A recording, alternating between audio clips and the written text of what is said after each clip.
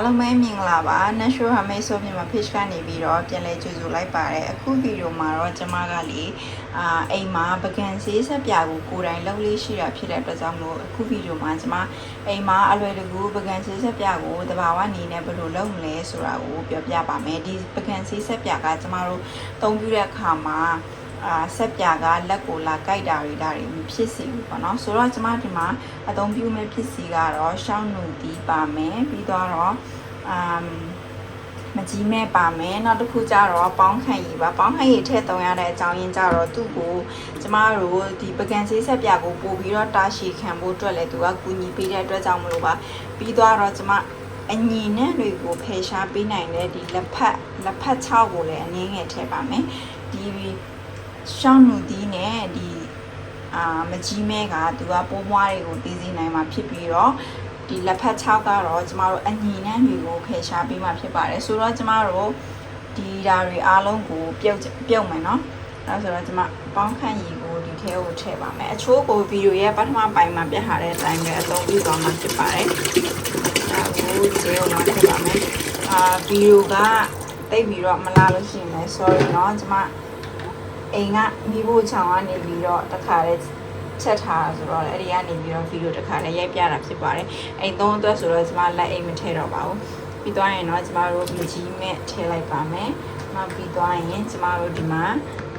ဆေးထားတဲ့တန်းစင်ထားတဲ့ရှောင်းနူတီးတွေကိုထည့်လိုက်ပါမယ်ပြီးသွားရင်တော့ကျမတို့တန်းရှိနေတဲ့ဒီလက်ဖက်6ကိုထည့်မှာဖြစ်ပါတယ်လက်ဖက်6ကိုတော့လေကျမခက်မှန်းကြီး10 gram လောက်ပဲထည့်မှာနော်အများကြီးမလိုပါဘူးသူကနောက်တစ်ခုကျတော့ဆက်ပြရဲ့အယောင်ကိုလည်းတဘာဝအတိုင်းလေးလာစီမှာဖြစ်ပါတယ်လောက်ဆိုရင်ရပြီချိန်ပြီးတော့ထည့်နိုင်တယ်ကျမဒီဗီဒီယိုမှာထည့်တယ်လို့ပေါ့နော်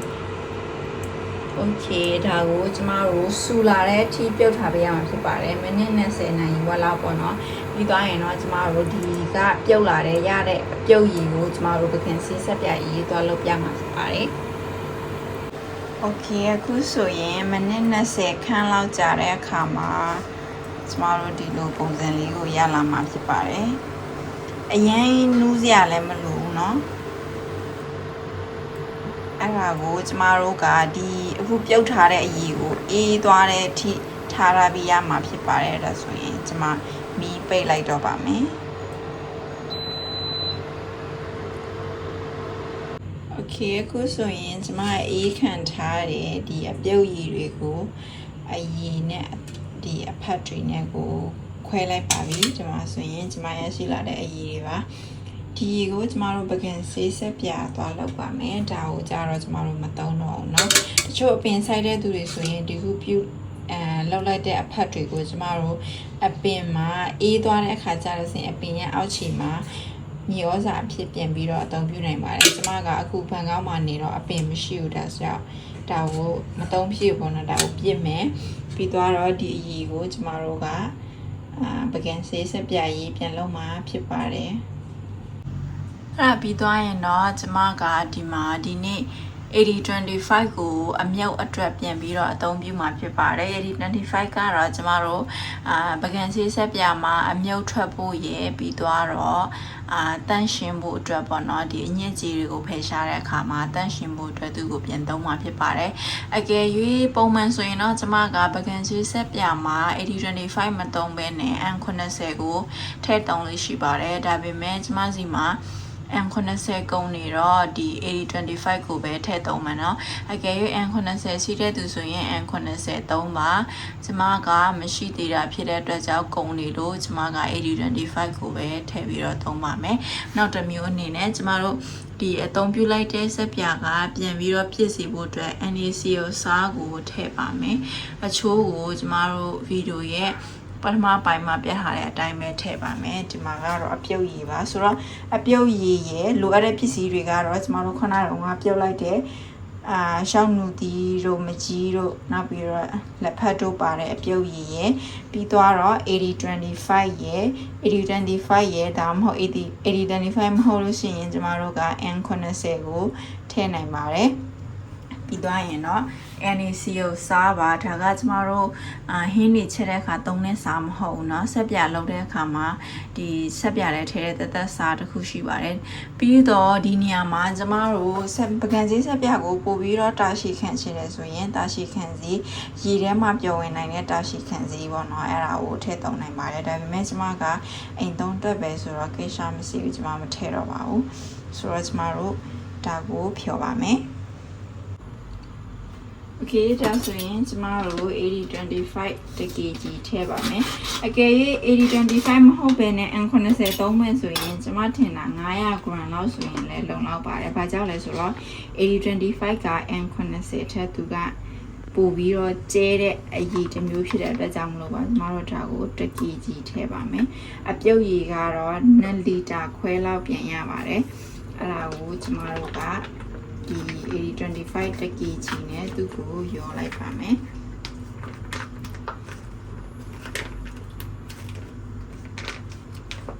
8025ကတော့ကျမတို့ N90 လောက်သူ့ကိုမူရတာမခက်တော့ဘူးထင်တယ်เนาะဘာကြောင့်လဲဆိုတော့သူက N90 လို့မပြစ်နေဘူးဆိုတော့ဒီထဲမှာပြောဝင်လွယ်ပါမယ်ဒါကိုကျမတို့တစ်ဖက်ချင်းနဲ့လွယ်ပါမယ်ဖြည်းဖြည်းချင်းလွယ်ပါမယ်သူ့ကိုဒီပြုတ်ရည်နဲ့တသားလေးကြအောင်လို့ကျွန်တော်တို့လုပ်ပါမယ်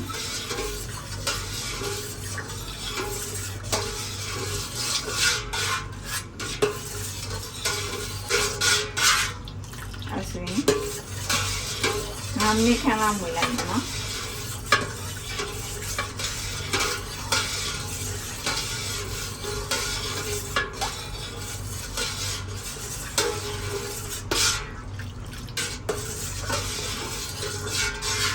ဝယ်ပြီးသွားပြီဆိုရင်ကျမတို့အခုဆက်ပြရည်ကကြဲကြဲကြီးဖြစ်နေပါမယ်အဲ့ဒါကိုပြစ်ဖို့အတွက်ကျမတို့က NAC ရစားကိုထည့်ပါမယ်သူ့ကိုကျမတို့ကဒီဇွန်လောက်အရင်ထည့်ကြည့်မယ်နော်ဒီဇွန်လောက်အရင်ထည့်ပါမယ်ပြီးသွားရင်ဝယ်ပါမယ်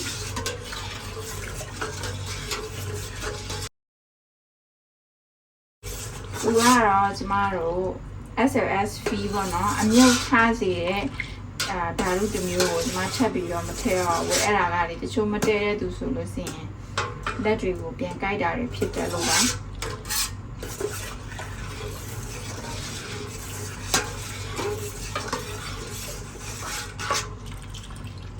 အဲ့ဒါဆိုရင်ကျမတို့နောက်ထပ်တစ်စုံထပ်ပြီးတော့ထည့်ပါမယ်စားကိုဖြည်းဖြည်းချင်းထည့်မယ်နော်ကိုလိုချင်တဲ့အပြည့်ကျဲပမာဏရပြီဆိုလို့ရှိရင်သူ့ကိုမထည့်လဲရပါတယ်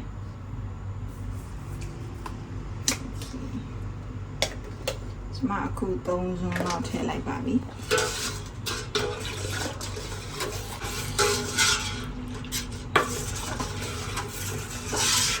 ကျမရဲ့ဆက်ပြရည်ကတိတ်ပြီးတော့မရဘူးဒီထဲကကျမစီမှာရှိတဲ့ပီတင်းကိုနည်းနည်းထည့်လိုက်မယ်နော်ဆိုရင်ကျမတို့ဒီမှာပီတင်းထည့်ပါမယ်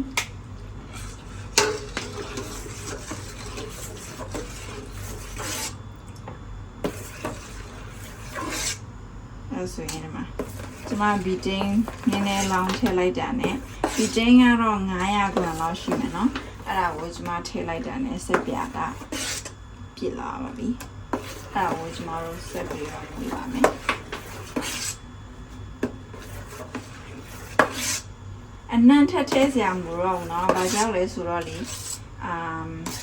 ဒီကကျမတို့ရှောင်းမှုဒီကရတဲ့အနံ့တဘာဝအနံ့အတိုင်းပဲကျမကပုံမှန်သုံးလေးရှိပါတယ်အကယ်၍ကိုကနေပြီးတော့ပြန်ရောင်းဖို့အတွက်ဆိုရင်တော့အနံ့ကြာရှည်ခံဖို့အတွက်ကျမတို့ကအနံ့တမယာနံ့ဖြစ်ဖြစ်ထည့်ဖို့လိုပါတယ်နောက်ပြီးတော့တာရှည်ခံစေးထည့်ဖို့လိုပါတယ်ကိုယ်တိုင်အိမ်မှာသုံးဖို့အတွက်ဆိုရင်တော့ကိစ္စမရှိပါဘူးဒါကိုကျမကတခြားကျမရဲ့မိတ်ဆွေတွေကိုလည်းလက်ဆောင်ပြန်ပေးမှဖြစ်တဲ့အတွက်ကြောင့်မို့ကျမသုံးဖို့အတွက်ရဲ့မိတ်ဆွေတွေကိုလက်ဆောင်ပေးမှဖြစ်တဲ့အတွက်ကြောင့်မို့ကျမတာရှည်ခံစေးကိုမထည့်တော့ပါဘူးဒီထဲမှာဒါဆိုရင်ကျမတို့ရဲ့ဆက်ပြာကပြစ်ပါပြီ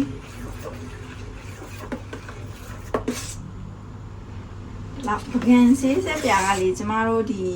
ဒီရှိုးဆက်ပြတွေတော့အရင်ကြီးပြစ်စရာမလိုအကယ်၍မိမိကနေပြီးတော့ကျမဒီလောက်ရတဲ့အပြစ်မျိုးကိုမလို့ရှင်ဒီထက်ပြစ်ရှင်နေဆိုရင်ကျမတို့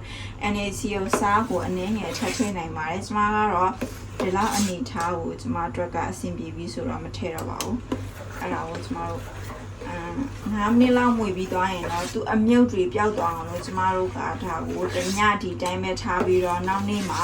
ကိုအဆင်ပြေတဲ့ဘူးလေးတွေကိုထည့်ပြီးတော့ပြန်ပြီးတော့အသုံးပြုနိုင်ပါပြီเนาะအားလုံးပဲအိမ်မှာပြန်လို့ဆင်ကြည့်ကြပါတော့ဒါအိမ်သုံးအတွက်လည်းရတယ်ပြီးတော့ဒီတိုင်းသုံးမယ်ဆိုရင်ကျမတို့ပကင်စီတဲ့အခါမှာပကင်စီဆက်ပြရည်ကကျမတို့လက်ကိုကိုက်တာတော့ဒါမှမဟုတ်အသားရည်6တာတွေမဖြစ်တော့ဘူးပေါ့နော်ကိုယ်တိုင်ပဲစမ်းလုပ်ကြည့်လို့ရပါတယ်အားလုံးကိုကျေးဇူးတင်ပါတယ်ရှင်အားလုံးပဲအခုလိုဘူးရရဆစ်စေတဲ့ကျမရဲ့ဗီဒီယိုဖိုင်လေးတွေကိုတန်းနေတက်ခဲ့မယ်ကျမရဲ့ဗီဒီယိုဖိုင်လေးတွေကတကယ်ချင်းတို့အတွက်ဘူးရတို့ရခဲ့မယ်ဆိုရင်ကျမရဲ့ Facebook page ထဲမှာ like and share follow လေးလုပ်ထားပြီးတော့ YouTube ထဲမှာဆိုရင်တော့ subscribe နဲ့ခေါင်းလောင်းလေးကိုနှိပ်ထားပြီးဖို့မမေ့နဲ့နော်အဲ့လိုလေးတွေလုပ်ထားပြီးခြင်းအပြင်ကျမအသစ်တင်တဲ့ဗီဒီယိုတွေကိုတကယ်ချင်းတို့ကအလွယ်တကူရှာဖွေနိုင်မှာဖြစ်ပြီးတော့ဗီဒီယိုအသစ်တွေတင်တဲ့အခါတိုင်းမှာလည်းအချက်ပြပေးသွားနိုင်မှာဖြစ်ပါတယ်ရှင်နောက်တစ်ခုအနေနဲ့ကျမဗီဒီယိုထဲမှာအသုံးပြုသွားတဲ့ကုန်ကျန်းပစ္စည်းတွေကိုမှာယူချင်တယ်ဆိုရင်ကျမရဲ့မြန်မာပြည်ကကိုယ်စားလှယ်တွေစီမှာမှာယူအားပေးနိုင်ပါတယ်ရှင်အားလုံးကိုကျေးဇူးတင်ပါတယ်နောက်ထပ်ဗီဒီယိုတွေမှာတွေ့ကြပါမယ်ဘိုင်ဘိုင်